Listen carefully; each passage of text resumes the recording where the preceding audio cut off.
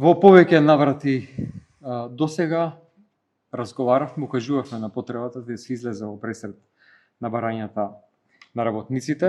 На крајот на 2024 година поднесовме предлог закон за зголемување на минималната плата, меѓутоа тогаш тој закон од власта беше одбиен.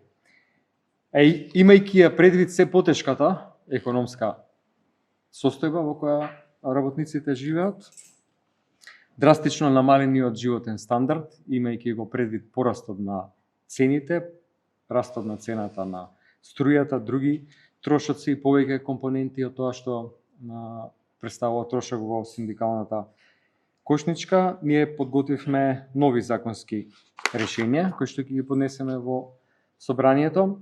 Прво, предлог на закон за измени на законот за минимална плата, при што предлагаме зголемување на минималната плата во вредност од 600 евра во нето износ, како и замрзнување на платите на функционерите.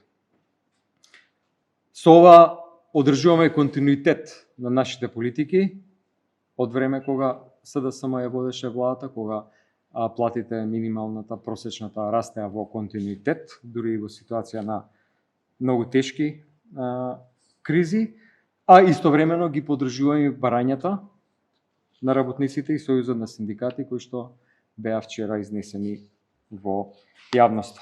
Отворени сме за соработка, ги повикувам представниците на Сојузот на синдикати доколку имаат предлози, сугестии да имаат увид прво во овој предлог закон и доколку има некои сугестии така да ги поднесеме. Тука сме како одговорни политичари, како одговорна политичка партија да покажеме грижа, да покажеме солидарност, да излеземе во пресред на вистинските реални потреби на работниците. Не може да има пари за тендери на оваа тендер коалиција, не може да има пари за непотребни трошоци, а да нема за тоа што вистински треба, тоа е за стандардот на граѓаните.